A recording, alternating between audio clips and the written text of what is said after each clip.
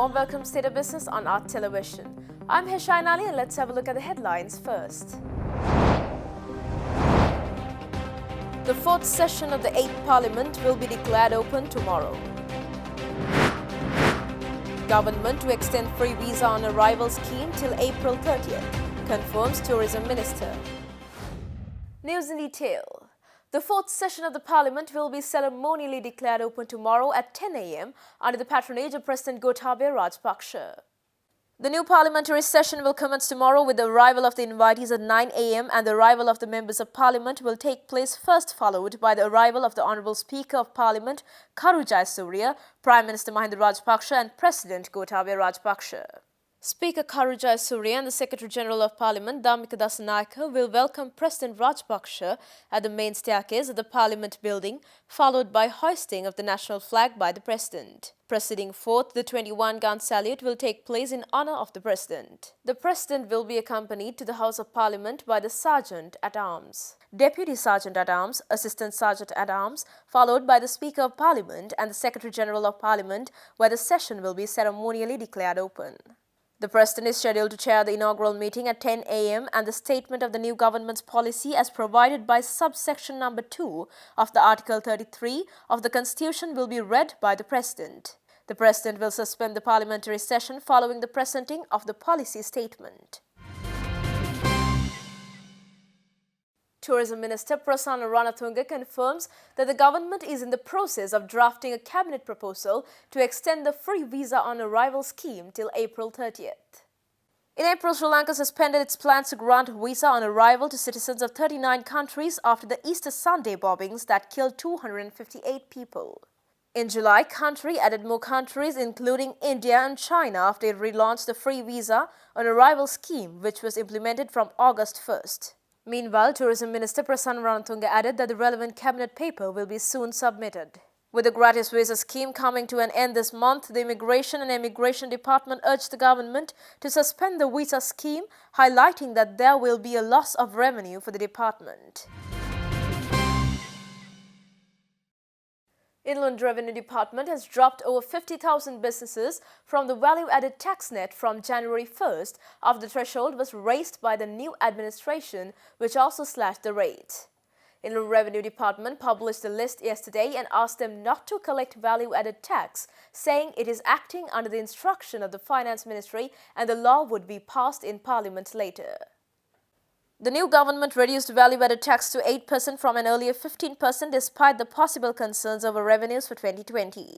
The new threshold is 75 million rupees a quarter, amounting to 300 million rupees a year, and the dropped businesses are those that had never reported revenues of 75 million rupees a quarter.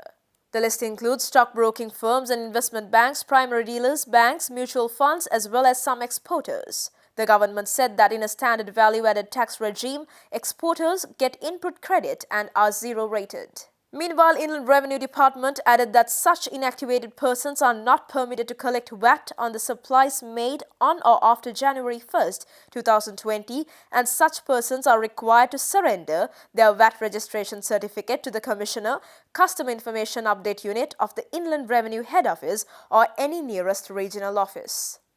However, all firms are informed to remit VAT collected up to December 31st last year. Treasury Secretary S.R. Atigala said that the government will provide debt relief to small and medium enterprises from next week. The Treasury Secretary made these remarks addressing his staff for the new year at the Treasury premises yesterday. Treasury officials had a gathering yesterday to commence the work for the new year and to give the employee a pledge as a tradition. Addressing the staff as Treasury Secretary, S.R. Atigala said that about 60% of businesses in the country are small and medium-scale enterprises and therefore the government pays a special attention on them. He added that the President and the Finance Minister had ordered banks to give a moratorium on debt to loans of up to 300 million rupees to all those who make request, though the central bank directive has to be issued. He further added that measures will be taken to give them relief from the banks from next week onwards. Secretary Atigala also said that the Treasury has already cut value-added tax, which will increase the margins of all businesses that does not lower retail prices. He also assured that he will also create a background where youths to engage in decision-making process inside the Treasury, changing the traditional system in the Treasury. He also invited each and every employee at the Treasury bring forward their suggestions which are beneficial for the general public. Stay tuned for more news right after this commercial break.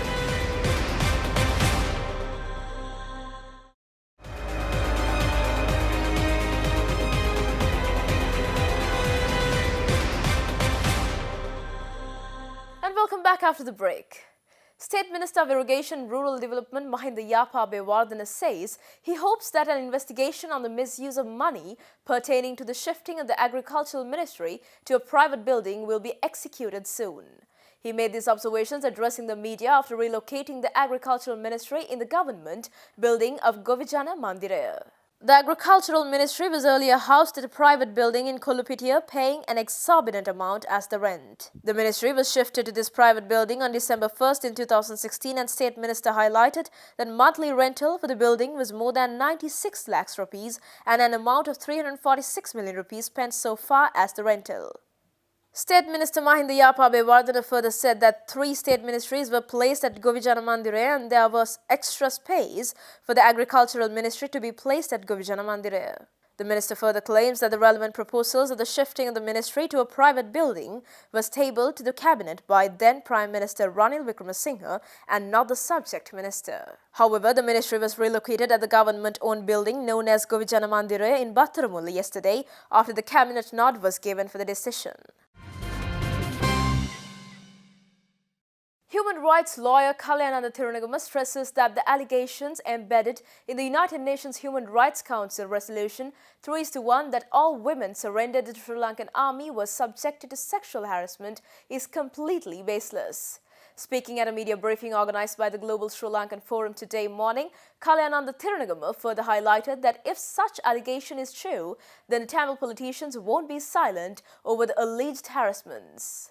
UN Human Rights Council Resolution 31 that contains a lot of allegations against our armed forces, our government, which are baseless allegations, which cannot be proved, which will not stand any scientific, rational examination of facts. There is one allegation that all the women who surrendered to the army, armed forces, were subject to sexual harassment by the armed forces. That's a baseless allegation. If such a thing happened, the whole country would have known by now. If anything of that nature happened, our Tamil politicians will not remain silent. The fact that they remain silent, they did not utter a word about these things, show that this is a baseless allegation. Speaking for the human rights lawyer, Kalyananda Thirunagama also highlighted that the allegation of torture against the Sri Lankan army of indiscriminate harassing of arrested detainees is groundless, claiming that if such cases had happened, the victims could have filed cases against the Supreme Court or Human Rights Council. Similarly, there are allegations of torture against our armed forces and the police.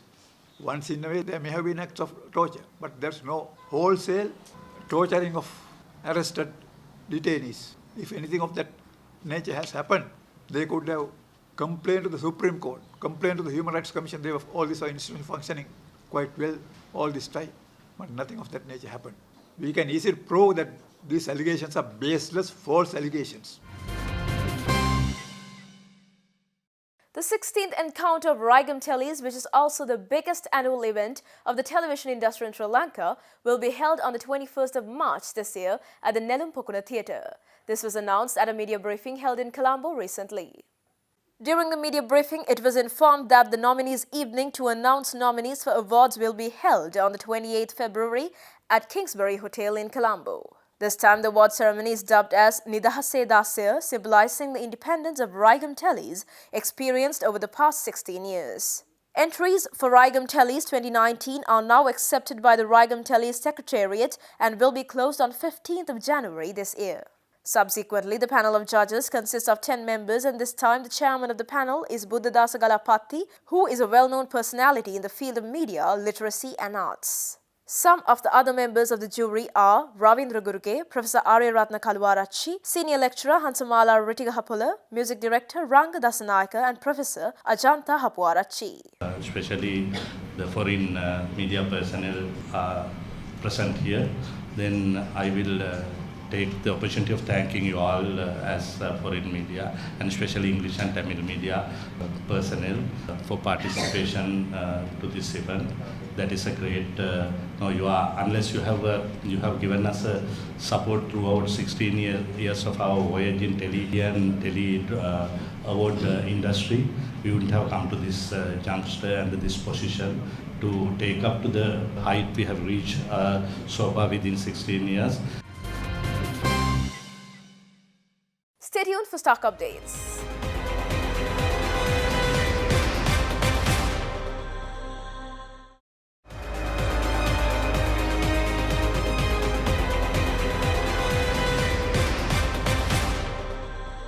Welcome back after the break. Trading at Colombo Stock Exchange ended on a negative note today.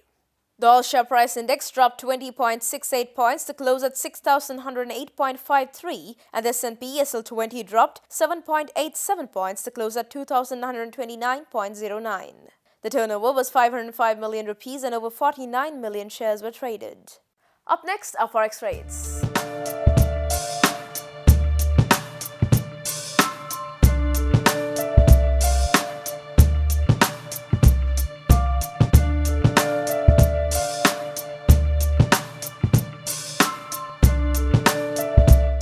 And that's all news for today. Do join us tomorrow with State of Business. Until then, take care. Good night.